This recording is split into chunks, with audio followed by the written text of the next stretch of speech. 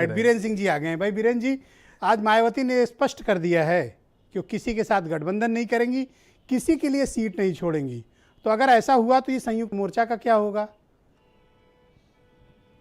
देखिए, उत्तर प्रदेश में आज जो मायावती का ऐलान है, अगर इससे ज़्यादा सबसे कोई खुश होगा तो शायद वो भारतीय जनता पार्टी के लोग होंगे। हाँ, बड़ी अच्छी टॉक कर रहे थे क्योंकि समीर जी इनके बारे में। क्योंकि उनको सबसे ज़्यादा इसका फायदा मिलता दिख रहा है। देखिए, मायावती और अखिलेश यादव दोनों ऐसे नेता हैं जो अकेले दम पर चुनाव लड़कर सरकार बना चुके हैं एक बार उत्तर प्रदेश में, और 5-5 साल उन्होंने चलाई भी है। अब समीकरण बदल गए हैं। मायावती चुनाव हार रही हैं, अखिलेश हार रहे हैं और बीजेपी बढ़ रही है। लेकिन जितने लोग बैठे और सुन रहे हैं वो सब मानते हैं कि 2019 का जो मायावती का और अखिलेश का गठबंधन था, उससे बड़ा गठबंधन कोई हो नहीं सकता। और अगर उनके सामने मोदी का चेहरा ना होता तो शायद उत्तर प्रदेश में बीजेपी के लिए बहुत बड़ी मुसीबत आती।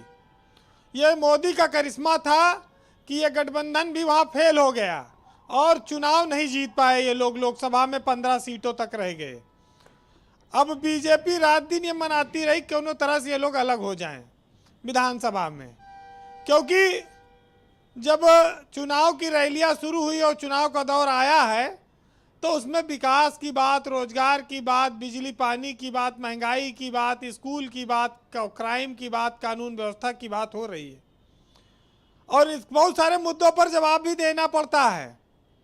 लेकिन अब बीजेपी खाली एक मुद्दा चला रही है कि मुख्तार अंसारी का पंजाब से यूपी नहीं भेजा जा रहा है।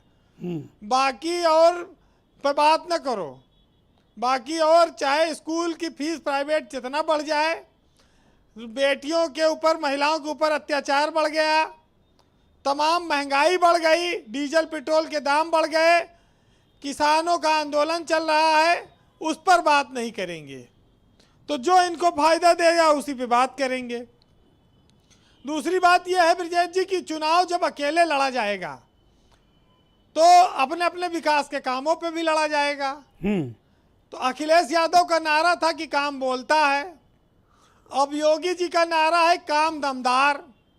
तो अब ये अपने अपने काम गिनाए कि किसका काम बोल रहा है और किसका दमदार है।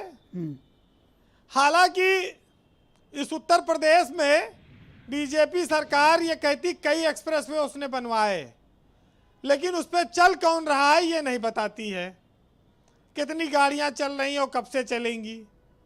अखिलेश यादव कहते हैं हमने बनवाया, मेट्रो चलवाई, लोक भवन जो मुख्यमंत्री का कार्यालय वो भी समाजवादी सरकार में बना, IT सिटी आई, वो कहते हैं हमने रोजगार दिया, तमाम सारी चीज़ें हैं। बीजेपी को भी अब ये सब गिनाना होगा क्योंकि यूपी में चुनाव आ रहा है। अब बीजेपी के पास गिनाने के लिए है कि नहीं। दूसरी महत्वपूर्ण बात यह है कि उत्तर प्रदेश में जो भी घटनाक्रम होता है उसमें मायावती एक ऐसी अकेली नेता हैं जो सबसे कम बाहर निकलती हैं। इवन प्रियंका गांधी, अखिलेश यादव और आम आदमी पार्टी तक पीड़ितों के घर जा रहे हैं, जिलों जिलों में जाते हैं, उनको मिलते हैं, आर्थिक मदद देते हैं। सरकार का जो अपना काम है वो अपना काम करती है, लेकिन घर बैठकर दलितों की आवाज़ उठाने रहना और कहना कि वोट हमारे पास रह जाएगा, ये कोई श्योर शॉट नहीं है। भाजपा इससे खुश होती है क्योंकि इससे वो ललचवाती है, अपनी ओर बुलाती है मायावती के वोट बैंक को, और इसका फायदा भी उठाती है। देखिए, अभी जो अखिलेश यादव पर मुकदमा कायम हुआ मुरादाबाद में, उससे बहुत प्रचार मिला उनको। समाजवादी पार्टी को भाजपा ने फ्री में प्रचार का मौका दिया। अब सियासत में क्या फायदा होगा, क्या नुकसान, ये आगे पता लगेगा। लेकिन मायावती के वोट के कई और दावेदार भी उत्तर प्रदेश में आए हैं। चंद्रशेखर आज़ाद है और कई छोटी छोटी पार्टियां भी हैं। अगर महान दल अखिलेश यादव के साथ आया है तो उनके साथ आपका लोकदल भी तो है जो छोटे 4-5 जिलों में है। हो सकता है राजभर भी उनके साथ चले जाएं, शिवपाल यादव भी जाएं, हो सकता है ओवैसी भी चले जाए। चुनाव के बाद हो सकता है कि मायावती भाजपा से मिल जाए, कोई भरोसा है किसी का। ये सब सत्ता इनको चाहिए, चाहे जैसे चाहिए। हम्म, अब अकेले लड़ने की बात ये लोग करते हैं। बहुत लोगों का ये होता है कि हमारा चलो कम से कम कैंडिडेट खड़ा हो जाएगा, हमारा 403 विधानसभा में संगठन बन जाएगा, कुछ टिकट मांगने वाले आ जाएंगे, चलो इसी बहाने माहौल गर्म रखो। तो ये भी है, लेकिन आप सुरेंद्र जी को ऐसा नहीं बोल सकते। नहीं, सुरेंद्र जी के यहाँ कांग्रेस उत्तर प्रदेश में छोटा दल है, लेकिन देश की तो राष्ट्रीय पार्टी है ही है। अब बीजेपी के सामने कांग्रेस लगातार पिछड़ रही है, तो उसके साथ असल में कोई तैयार नहीं गठबंधन करने को। कांग्रेस के पास मजबूरी ये है कि अगर कैंडिडेट नहीं मिले 403 पे लड़ा नहीं पाएगी, और कैंडिडेट मिल भी गए तो कितना जीतेंगे, श्योर शाट नहीं है। आऊंगा सुरेंद्र भाई, थोड़ा क्योंकि वेट कर लेना। बीजेपी आप पर्सनल मत ज्यादातर होइए। वोट बटोर रही है, चाहे सवर्णों के हों, ओबीसी के हों, दलितों के हों, सब पे वो कोशिश कर रही। और सबसे बड़ा उसके पास हथियार हिंदू मुसलमान तो है ही है।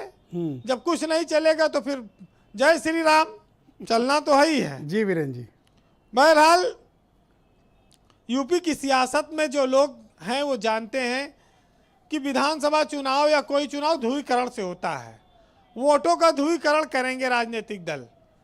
विपक्ष की एकमात्र आस, मैं पहले भी कहता रहा हूं, अब भी दिखती है कि अगर विपक्ष से कोई मुख्यमंत्री बन सकता है तो अखिलेश यादव बन सकते हैं, और किसी लीडर के पास इतना ना भीड़ है ना इतना बड़ा संगठन है, और बीजेपी को ये बात अच्छी तरह से पता भी है। मायावती की दावेदारी को आप कैसे आंकते हैं? देखिए, मायावती की दावेदारी लगातार समापन की ओर है। मायावती ने जब राज्यसभा का चुनाव जितवाया एक रामजी गौतम को, तब ये बात लोगों को खटकी कि आखिर बीजेपी ने आसानी से क्यों मायावती का उम्मीदवार जीतने दिया राज्यसभा में। उसके बाद से फिर अखिलेश ने विधान परिषद में वो मौका नहीं आने दिया। तो मायावती के साथ ये समस्या है कि उनका जितना वोट बैंक है वो पूरी तरह रह पाएगा कि नहीं, क्योंकि वो उतना निकलती नहीं है। वो खाली प्रेस कॉन्फ्रेंस के माध्यम से और अपने सोशल मीडिया के माध्यम से ही लोगों से जुड़ती हैं जी। तो उनके साथ ये हमेशा से रहा है। अच्छा, 2012 में उनकी सरकार चली गई, 10 साल होने वाला है, तो कोई राजनीतिक दल इतने दिन सत्ता में नहीं रहेगा तो लोग किस आशा और उम्मीद से जुड़ेंगे। आज बीजेपी के पास इतनी ताकत है तो सत्ता होने के नाते भी उसका एक कारण है। बहरहाल देखिए, सरकारें आती हैं जाती हैं, जनता को महंगाई से मतलब है, रोजगार से मतलब है, लोगों को सुरक्षा से मतलब है, कानून व्यवस्था से मतलब है। और जो लोग चुनाव लड़ने निकले हैं वो इन सबको तय करें। समाज में कोई बेरोजगारी भत्ता देता था, कोई लैपटॉप देता था, कोई कहता है हमने प्रधानमंत्री आवास दिया है, हमने शौचालय दिया है। सबके अपने अपने दावे हैं, उनके दावों पर जनता मोहर लगाएगी। जी। बहरहाल जब चुनाव आता है तो बहुत सारी चीज़ें होती हैं और उसी में ये सब चीज़ें चलती हैं कि नए किरदार आते जा रहे हैं मगर नाटक पुराना चल रहा है, और झुकना सीखना पड़ता है सर लोगों के कदमों में, और यूं ही जमहूरियत में किसी के हाथ सरदारी नहीं आती। बहुत बहुत शुक्रिया वीरेंद्र जी, बहुत बहुत धन्यवाद। खान साहब, मेरा एक बड़ा सीधा प्रश्न है, और मैंने मायावती की प्रेस कॉन्फ्रेंस सुनी तो उनके 10 सेकंड के एक अल्फाज हैं जो मैं आपको पढ़कर सुनाना चाहता हूँ। मायावती जी ने कहा, हमारी पार्टी का किसी के साथ भी गठबंधन का अनुभव अच्छा नहीं रहा है। हमारी पार्टी के नेता तथा कार्यकर्ता और हमारे मतदाता बेहद अनुशासित हैं, जबकि देश की अन्य पार्टियों के साथ ऐसा नहीं है, इसलिए हम किसी के साथ गठबंधन नहीं करेंगे।